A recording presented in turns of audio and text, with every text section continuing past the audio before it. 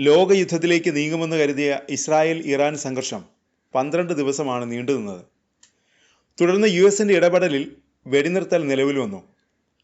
വെടിനിർത്തൽ എത്ര കാലം നീണ്ടു നിൽക്കുമെന്ന് വ്യക്തമല്ല. ഒരു ഘട്ടത്തിൽ US കൂടി നേരിട്ട് യുദ്ധത്തിൽ പങ്കെടുത്തതോടെ ലോകം മുൾമുനയിൽ നിന്നു. മറുപടിയായി ഖത്തറിലെ US-ന്റെ സൈനിക താവളം ലക്ഷ്യമിട്ട് ഇറാൻ ആക്രമണം നടത്തുകയും ചെയ്തു. ഇതോടെ മിഡിൽ ഈസ്റ്റിലേക്ക് യുദ്ധം പടരുമോ എന്ന ആശങ്കയും ഉയർന്നു. അതിനാൽ വെടിനിർത്തൽ ഏറെ ആശ്വാസം നൽകുന്നതായിരുന്നു. US പോലും നേരിട്ട് പങ്കെടുത്ത ഇറാന്റെ ആണവ പരീക്ഷണം പൂർണ്ണമായും നിർത്തലാക്കാതെ അവസാനിപ്പിക്കില്ലെന്ന് ശപഥം ചെയ്തു തുടങ്ങിയ യുദ്ധം എന്തുകൊണ്ടാണ് പെട്ടെന്ന് അവസാനിപ്പിച്ചത്? കാരണം ഇപ്പോഴും വ്യക്തമല്ല. ഇറാനും ഇസ്രായേലും US-ഉം യുദ്ധവിജയം അവകാശപ്പെടുകയും ചെയ്യുന്നുണ്ട്. ജൂൺ 13-ാം തീയതിയാണ് ഇസ്രായേൽ ഇറാനെ ആക്രമിച്ചത്. ഇറാന്റെ ആണവ കേന്ദ്രങ്ങൾ ലക്ഷ്യമിട്ടായിരുന്നു ആക്രമണം തുടങ്ങിയത്.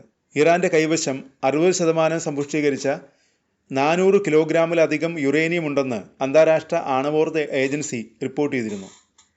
ഈ റിപ്പോർട്ട് ഉയർത്തിക്കാട്ടിയാണ് ഇറാനിലെ ആണവ കേന്ദ്രങ്ങൾ ലക്ഷ്യമിട്ട് ഇസ്രായേൽ ആക്രമണം നടത്തിയത്. ഇറാന്റെ വ്യോമപ്രതിരോധ സംവിധാനങ്ങൾക്ക് ഇസ്രായേലിന്റെ അത്യാധുനിക ആയുധങ്ങളെ പ്രതിരോധിക്കാൻ കഴിയില്ലെന്നായിരുന്നു ലോകം കരുതിയത്. ഏറെക്കുറെ അത് ശരിയുമായിരുന്നു. കനത്ത ആക്രമണം നടത്തിയതിനൊപ്പം ഇറാൻ സൈന്യത്തിലെയും ആണവ നിലയങ്ങളുടെ തലപ്പത്ത് പ്രവർത്തിക്കുകയും ചെയ്യുന്നവരെ ഇസ്രായേൽ വധിക്കുകയും ചെയ്തിരുന്നു. ഇതോടെ ഇറാനിനി അധികനാൾ പിടിച്ചു നിൽക്കാൻ കഴിയില്ലെന്ന് കരുതി. എന്നാൽ ഇറാന്റെ പോരാട്ട വീര്യം ഇസ്രായേലിനെ ശരിക്കും അമ്പരപ്പിക്കുക തന്നെ ചെയ്തു. തുടർച്ചയായി മിസൈലുകൾ തൊടുത്ത് ഇസ്രായേലിനെ ഇറാൻ പ്രതിരോധത്തിലാക്കി. ഇസ്രായേൽ ജനത പരിഭ്രാന്തരായി. ദിവസങ്ങളോളം ആക്രമണം ഭയന്ന് ജനം ബങ്കറുകളിൽ അഭയം തേടി. ഇറാന്റെ പ്രതിരോധ സംവിധാനങ്ങൾക്ക് മിസൈലുകളെ പ്രതിരോധിക്കാൻ കഴിഞ്ഞെങ്കിലും പ്രതിരോധ സംവിധാനങ്ങളെ ഭേദിച്ച് ചില മിസൈലുകൾ ജനവാസ മേഖലകളിൽ പതിക്കുകയും ചെയ്തു. അതിനിടെ ഇറാന്റെ ആണവ സംവിധാനങ്ങളെ പൂർണ്ണമായി തകർക്കാൻ ഇസ്രായേലിനും US-നും കഴിയാതെയും വന്നു. അതീവ സുരക്ഷാ കവചം ഒരുക്കിയാണ് ഇറാൻ ആണവ കേന്ദ്രങ്ങൾ സ്ഥാപിച്ചിരിക്കുന്നത്. അപ്പോഴൊരു ചോദ്യം അവശേഷിക്കുന്നു: എന്തുകൊണ്ടാണ് ഇസ്രായേലും US-ഉം തിടുക്കപ്പെട്ട് വെടിനിർത്തലിലെത്തിയത്?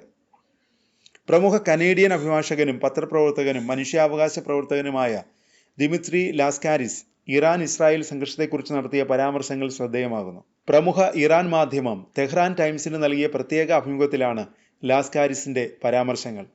ഇറാനെതിരായ സമീപകാല ഇസ്രായേൽ US സൈനിക ആക്രമണങ്ങളെ അഭിമുഖത്തിൽ ലാസ്കാരിസ് ശക്തമായി വിമർശിക്കുന്നു. ഇറാനെതിരെ ഇസ്രായേലും US-ഉം നടത്തിയത് ഒറ്റപ്പെട്ട ആക്രമണങ്ങളല്ലെന്നും US-ഉം സഖ്യകക്ഷികളും ആസൂത്രണം ചെയ്ത് നടപ്പിലാക്കിയതാണെന്നും ലാസ്കാരിസ് പറയുന്നു. പാശ്ചാത്യ രാജ്യങ്ങൾ പറയുന്നതെല്ലാം വാസ്തവവിരുദ്ധമാണെന്നും അദ്ദേഹം വ്യക്തമാക്കുന്നു.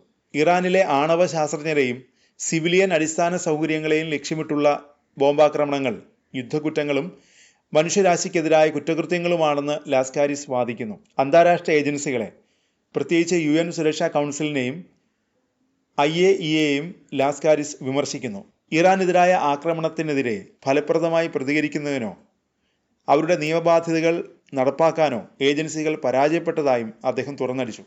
ഇതിനു പിന്നിൽ വലിയ ഗൂഢാലോചന ഉണ്ടെന്ന് അദ്ദേഹം ആരോപിക്കുന്നു. ആണവ നിർവ്യാപന ഉടമ്പടിയിൽ നിന്ന് ഇറാൻ പിന്മാറാനുള്ള സാധ്യത, ആഗോള നിരായുധീകരണ ശ്രമങ്ങളുടെ തളർച്ച, ഇറാൻ ആണവ പ്രതിരോധം പിന്തുടരുന്നതിന് പിന്നിലെ തന്ത്രപരമായ പരിഗണനകൾ എന്നിവയെക്കുറിച്ച് അഭിമുഖം കൂടുതൽ ആഴത്തിൽ പരിശോധിക്കുന്നുണ്ട്. വിഷയത്തിൽ റഷ്യയുടെയും ചൈനയുടെയും നിലപാടുകളെയും അസ്കാരിസ് പരാമർശിക്കുന്നുണ്ട്. അന്താരാഷ്ട്ര നിയമങ്ങൾ പാലിച്ച് ഇസ്രായേലിനെതിരെ ഉപരോധങ്ങൾ ഏർപ്പെടുത്തി ശക്തമായ നിലപാട് സ്വീകരിക്കാൻ റഷ്യയോടും ചൈനയോടും ലാസ്കാരിസ് ആവശ്യപ്പെടുകയും ചെയ്യുന്നു. ഇറാനെ ദുർബലപ്പെടുത്താനുള്ള ശ്രമങ്ങളിൽ US-നും ഇസ്രായേലിനും കണക്കുകൂട്ടലുകൾ തെറ്റിയെന്നും അദ്ദേഹം പറയുന്നു. സൈനിക ആക്രമണത്തിനും ബാഹ്യ സമ്മർദ്ദത്തിനും മുന്നിൽ ഇറാൻ ജനത കാട്ടിയ ഐക്യവും പ്രതിരോധശേഷിയും അദ്ദേഹം എടുത്തു പറയുകയും ചെയ്യുന്നു. ഈ യുദ്ധത്തെക്കുറിച്ച് പാശ്ചാത്യ മാധ്യമങ്ങൾ മനഃപൂർവ്വം തെറ്റായി ചിത്രീകരിക്കുകയാണെന്നും അദ്ദേഹം പറഞ്ഞു. ഇത് ഇറാനെതിരെ ഇസ്രായേൽ നടത്തുന്ന യുദ്ധമാണെന്നാണ് പാശ്ചാത്യ മാധ്യമങ്ങൾ ചിത്രീകരിക്കുന്നത്. ഇത് ഇറാനെതിരെയുള്ള ഇസ്രായേൽ നടത്തുന്ന യുദ്ധമല്ല. മുഴുവൻ പടിഞ്ഞാറൻ രാജ്യങ്ങളുടെയും പിന്തുണയില്ലാതെ ഇസ്രായേലിന് ഇറാനെ ആക്രമിക്കാൻ കഴിയില്ല. ഇസ്രായേൽ മാത്രമായിരുന്നു എങ്കിൽ ഇസ്രായേൽ ഉടൻ തന്നെ നശിപ്പിക്കപ്പെടുമായിരുന്നുവെന്നും ലാസ്കാരിസ് പറഞ്ഞു. ഇത് യഥാർത്ഥത്തിൽ അമേരിക്കയും മറ്റ് പാശ്ചാത്യ ശക്തികളും, പ്രത്യേകിച്ച് ബ്രിട്ടനും ഒരുപക്ഷെ ജർമ്മനിയും ഇസ്രായേലിനെ ഒരു പ്രോക്സിയായി ഉപയോഗിച്ച് ഇറാനെതിരെ യുദ്ധം ചെയ്യുകയായിരുന്നു. ഇത് വളരെ വ്യക്തമാണ്. ഇറാനെതിരായ ഇസ്രായേൽ ആക്രമണം എന്ന പരാമർശം തെറ്റാണ്. അത് അങ്ങനെയല്ല. ഇത് ഇസ്ലാമിക് റിപ്പബ്ലിക്കിനെതിരായ ഒരു പാശ്ചാത്യ യുദ്ധമാണ്, ലാസ്കാരിസ് പറയുന്നു.